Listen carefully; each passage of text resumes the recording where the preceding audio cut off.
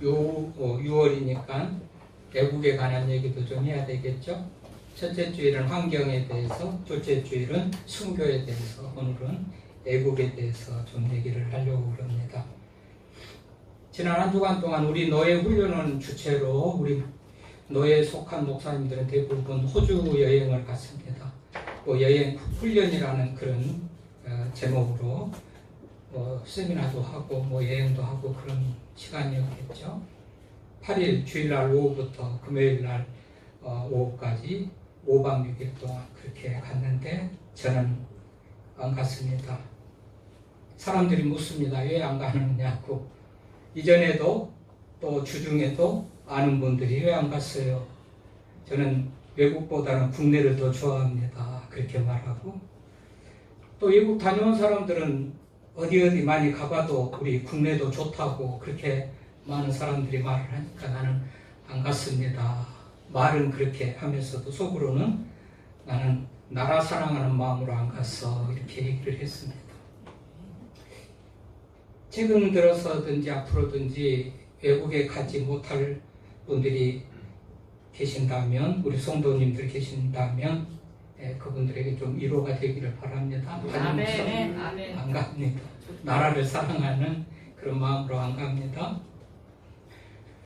우리 방탄소년단으로 알려진 BTS 방탄소년단이 이제 군 복무를 마치고 7명 멤버들이 다 이제 함께 또 모여서 이제 활동을 할 거라는 그런 얘기죠.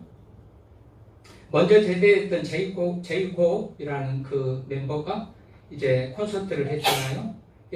나머지 멤버들도 이제 군대에서 다 제대를 하면서 콘서트에 협찬 출연을 하기 위해서 말하자면 리허설하는 현장에 정국이 참여를 하게 되는데요.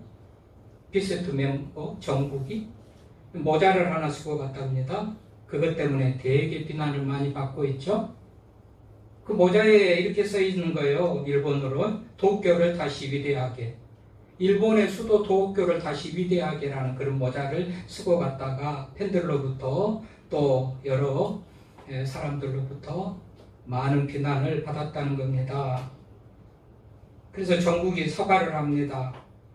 이 모자는 도쿄를 다시 위대하게는 일본 우익들이 쓰는 그런 모자인데 자기는 잘 몰랐다 그러면서 즉시 사과하고 모자를 폐기했다고 그래요. 그러면서 그 문구에 담겨져 있는 역사적 정치적 의미를 충분히 확인하지 못하고 그냥 썼는데 죄송합니다 이렇게 했다는 거잖아요. 이게 이제 국민들의 정서고 감정인데, 그래서 저는 다른 나라 여행도 별로 선호하지도 않고 추천하지도 않지만 일본 여행은 더더군다나 제가 아주 못마땅하게 얘기죠. 일본 여행. 그럴 수밖에 없어요. 여러분 조금만 생각해 보면 그럴 수밖에 없어요. 코로나 이후에 코로나 또 그 시기와 이후에 일본이 거의 국가 부도 직전까지 갑니다.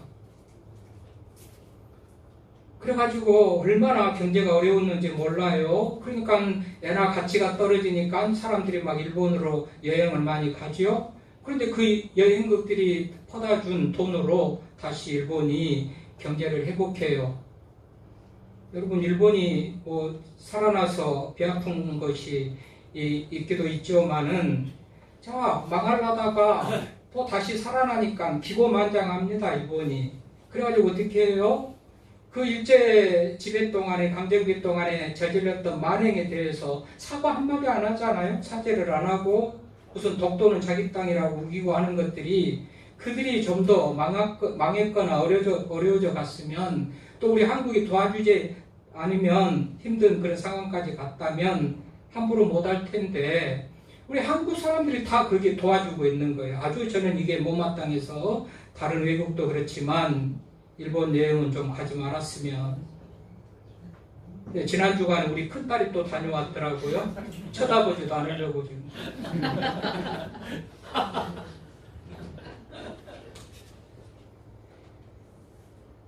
여러분 코로나 이후에요. 해외 소비로 인해서 지출되는 것, 여행으로 인해서 지출되는 것이 96%가 급등했다면 우리 한국 배수 경제는 코로나 이후에 7.9%밖에 성장을 못했는데, 여러분 한마디로 해외여행 가서 외국에 돈을 쓰면요, 우리 국내 내수는 침체로 빠진다는 거 아니겠어요? 전부 지금 어려워요. 아니, 조금 더 나아지고 경제가 회복되고 살만하면 가면 누가 또 뭐라고 하겠습니까마는 지금은 아니란 말이죠. 지금은 얼마나 어렵습니까? 경제가 제일 어렵다고 해서 이구동성으로 국민들이 못 살겠다 힘들다 하는데도 불구하고 이렇게 이런 국가적인 그런 어려움을 외면하고 간다면 이건 정말 이거는 국민이 아닙니다. 나라를 사랑하는 그런 사람이 아니죠. 우리가 이제 6월달이니까 어떤 이들은 나라를 위해서 목숨까지도 버리는 사람들이 수두룩하게 많잖아요. 소수 몇몇이 아니잖아요.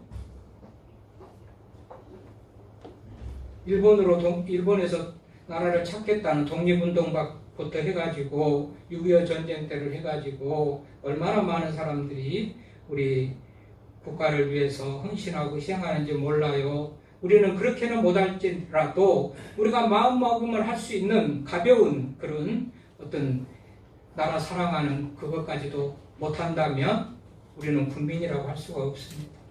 성경에는요, 굉장히 우리 성도들에게 애국을 많이 강조하죠. 성경에 많은 사람들 보십시오. 다 애국자들이에요. 에스더가 죽으면 죽겠다 하고 나가서 나라를 살리기도 하고, 여러분 요셉 같은 경우는 애국으로 팔려갔어요. 애국에서 종살이 할 때 오난이 사무치겠지만 환상을 보면서 하나님이 일러주시는 꿈을 보니까 애국에 7년의 큰 풍년이 들고 이후에 7년 큰 흉년이 들 것이라는 것을 알게 되죠. 그러면 요셉 나 같으면 일반적으로는 이 나라가 망하고 우리가 잘 살았으면 좋겠다. 나는 이 나라에 지금 종살이로 하고 포로 생활을 하고 힘든데 오만과 불평이 많고 잘 되기를 바라지 않을 그런 모습을 가질 수도 있겠지만, 요셉은 그 나라에서도 자기가 있는 그곳에서도 자기가 소속된 그런 어떤 나라에 잘 되기를 바라면서 풍년 7년을 대비해서 7년 흉년을 준비하는 어떤 그런 얘기를 하는 것들도 우리가 보기도 되고요. 어쨌든 경제적으로 어려운데 우리가 조금이라도 지출할 것이 있으면 국내에서 썼으면 좋겠다, 그런 생각을 해보면서 어느 독일인이 쓴 글입니다. 어느 독일인이 홈페이지에 올려놓은 글을 유학생이 번역해가지고 다시 올린 그런 글인데요. 이 독일인은 1936년 베를린 올림픽에서 마라톤에 우승한 사람들이 우승 맞으면 단 앞에서 축하를 받고 메달을 받는 어떤 그런 순간의 사진을 하나 보는데 충격인 거예요. 왜요?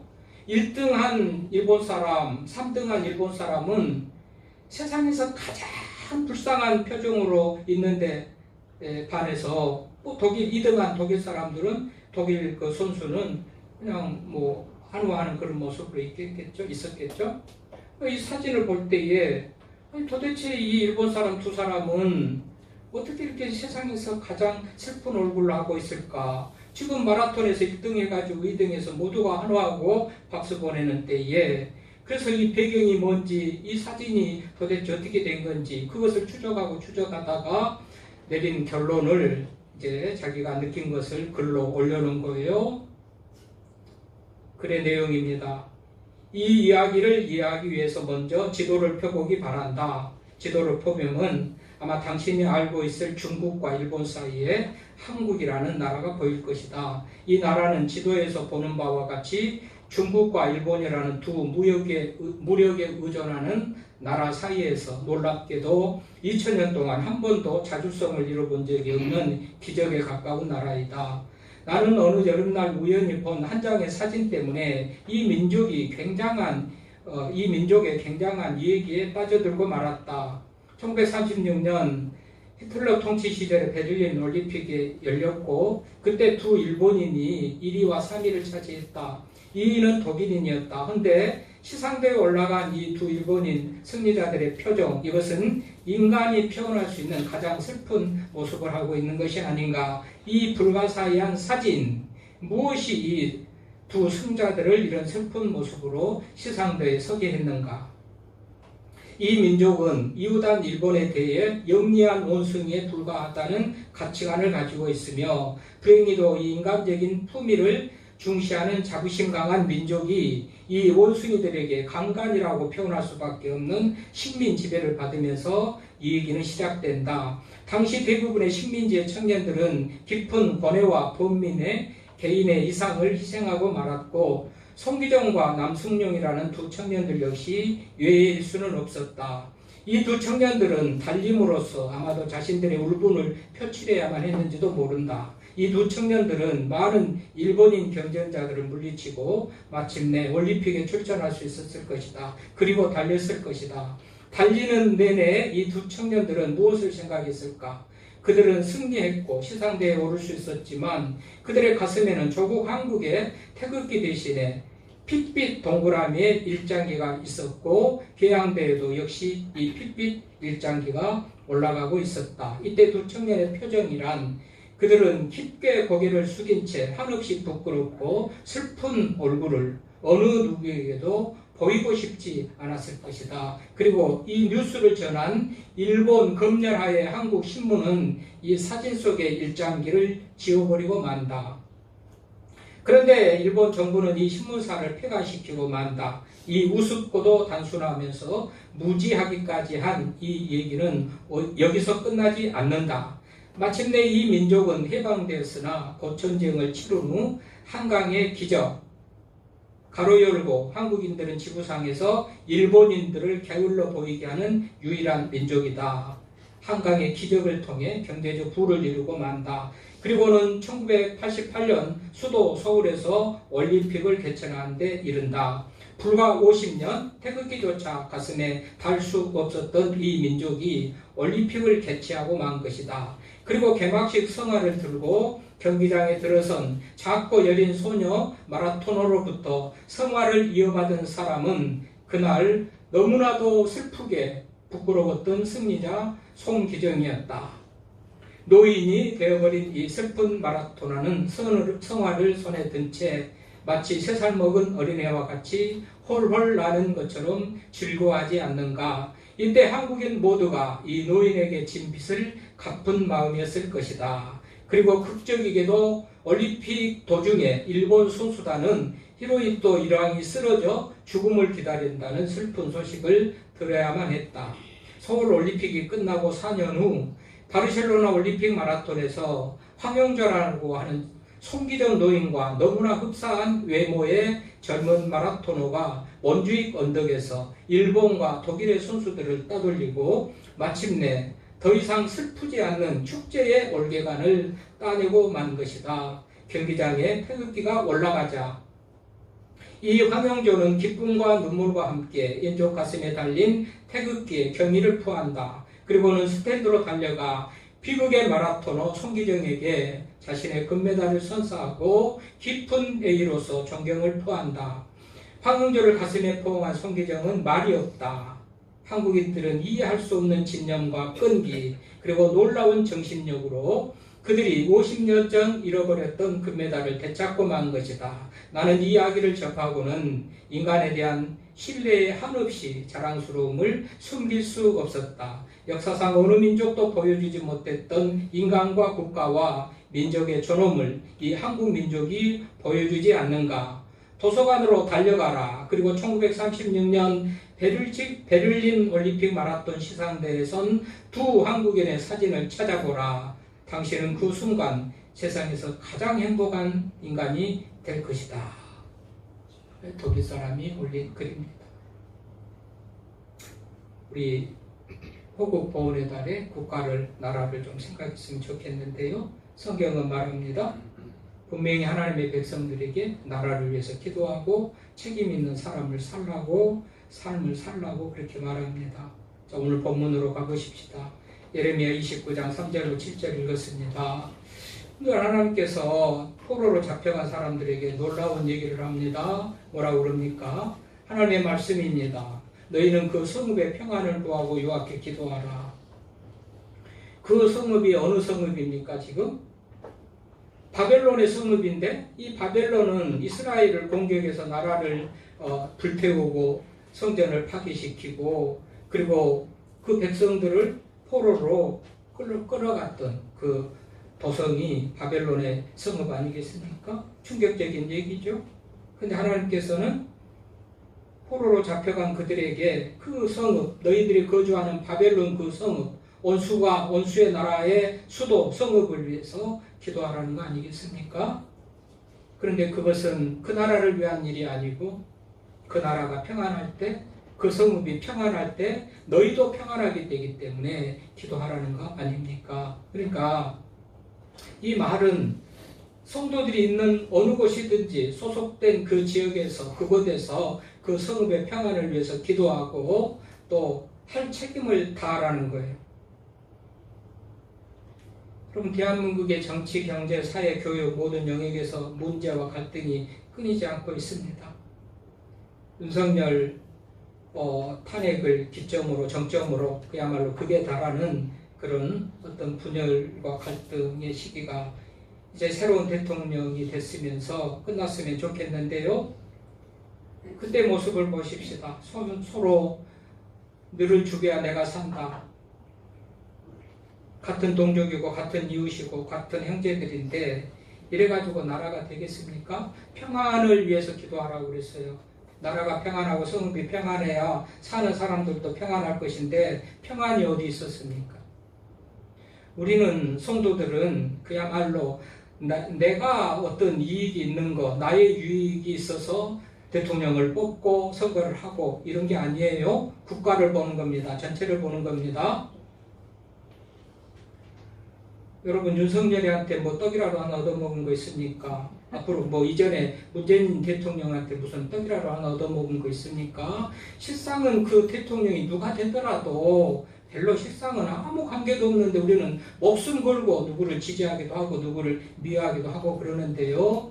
그럴 것이 없고 우리는 크게 나라를 봐야 돼요. 전체 나라를 보고 내 이해관계로 인하여서 누구를 지지하고 미워하는 것이 아니고 그가 진정 나라를 위하는가 아니면 과감하게 퇴출시킬 수 있는 그런 용기나 어떤 그런 믿음이 우리들에게 있어야지 내가 무슨 지역 출신이고 또 나한테 어떤 무슨 인연이로 관계로 인해서 그렇게 지지하는 것은 합당하지 않다는 사실을 기억하시기를 바라고 오늘 하나님께서도 그래서 뭐 이방 나를 지금 포로로 잡아간 그 나라를 위해서도 기도하라는 거 아니겠어요?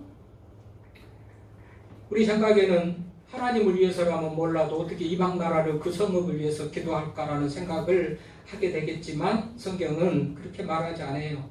그 성읍의 평안함으로 너희도 평안하니까 성읍의 평안과 너희를 위해서 기도하라는 것 아닙니까? 그런 의미에서 새로운 대통령을 위해서도 기도해주고 잘할 수 있도록 평안할 수 있도록 그래야 내가 평안하니까 하는 그런 우리들의 모습이 되어야 될 줄 믿습니다. 또 이 나라를 사랑하고 애국하는 것은 자기 있는 그곳에서 책임을 다하는 거예요. 오늘 5절 6절 말하지 않습니까? 집을 짓고 거주하며 밭을 만들고 열매를 먹으며 아내를 맞이하고 자녀를 낳으며 어떤 이게 국민의 의무라고 할 수가 있겠는데 이게 어떻게 보면 국민의 책임이고 의무예요. 공동체적인 책임과 의무예요. 내가 할 일을 최선을 다하는 거예요. 지금 예레미야를 통해서 그 포로로 잡혀간 이스라엘 백성들에게 그것을 부탁하지 않습니까? 그것을 명령하지 않습니까? 집을 짓고 거주하고 밭을 만들고 열매를 먹으라. 아내를 맞이하고 자녀를 낳고 그 자녀들이 자녀를 낳도록 하라. 정주한 그런 자세로 살아라는 거잖아요. 비록 포로로 잡혀갖고 70년이면 해방될 것이라고 약속을 해줘서 이 민족이 그것을 아는지 모르는지 모르지만 거짓 선지자들도 그 나라는 곧 망하고 곧 해방될 것이다라는 그런 선지자들의 말에 이스라엘 백성들은 정주할 생각을 하지 않고 곧 떠난다라는 그런 생각을 가지고 있는데 하나님의 생각은 달라요. 집을 짓고 텃밭을 만들고 자녀를 낳고 자녀와 자녀들이 자녀를 낳도록 그렇게 하라고 말하는 것은 그 땅에서 사는 동안 해야 될 책임을 잘 감당하면서 의무를 다하는 삶을 살라는 것 아닙니까? 타락한 도시고 하나님을 대적하는 도시라고 도망치고 회피하고 그렇게 하지 말고 그곳에 거하면서 우리 하나님을 기쁘시게 하는 그런 삶을 살라는 그런 의미의 말입니다. 뿐만 아니라 우리 11절 말씀에 보면 하나님은 이렇게 말씀하십니다. 너희를 향한 나의 생각은 재앙이 아니라 평안이고 장래에 소망을 주려는 것이라.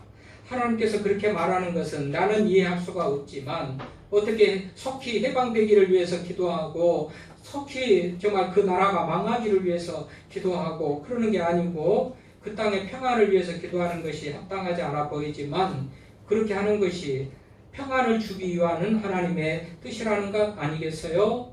우리에게 재앙을 내리려고 그렇게 생각과 다른 얘기를 하신 것이 아니고 소망을 주려고 평안을 주려고 그렇게 한다라는 것은 우리가 그렇게 함으로 인하여서 하나님의 뜻을 이루게 되는 것이다 라는 사실을 우리가 기억을 하면서요. 그래서 우리 성도들은 특별히 나라를 사랑하고 그런 애국자가 돼야 된다. 요셉은 애굽에서 다 했죠. 다니엘은 바벨론에서 자기의 사명을 다했잖아요. 내 왕이 바뀌어지고 이렇게 정권이 바뀌는 상황 속에서도 다니엘은 충성되게 바벨론에서 충성을 하고 요셉은 애굽에서 충성하고 에스더는 페르시아 바사라고 하는 페르시아에서 순종을 하고 그러면서 하나님의 영광을 드러내고 자기 민족을 위해서 어떤 역할들을 하는 것을 봅니다. 이방 나라든지 정말 망했으면 좋을 그런 것이지만 하나님께서 오늘도 그 성읍을 위해서 기도하라고 하는 것 같이 우리는 내가 속한 지역에서 하나님의 영광을 위해서 성읍을 위해서 평안히 기도하고 그래서 이 시대에 나라 사랑했는데 어떻게 우리가 나라 사랑하는 거예요? 일본의 압제도 안 받고 있으니 독립운동도 안 해도 되겠고 무슨 전쟁의 때가 아니니 나가서 6.25 때 같이 죽지 않아도 되겠고 그러면 다른 방법으로 애국할 곳이 없을까? 아무튼 나라를 위해서 기도하고 있는 곳에서 책임을 다하는 그런 삶이 결국은 나라를 사랑하는 그런 삶이 될 줄로 믿습니다. 그래서 이 시대의 나라 사랑 세 가지 말합니다. 우리가 할 수 있습니다. 다 할 수 있고 성경이 명령합니다. 성읍의 평안을 위해서 기도하라는 겁니다. 있는 곳에서 내가 할 일을 잘 책임 있게 감당하라는 것입니다. 그것이 하나님의 뜻을 이루는 길이다 하면서 우리가 충성되게 내 있는 곳에서 하나님 일을 잘 감당하고 나갈 수 있기를 바랍니다. 아멘. 하나님 감사합니다.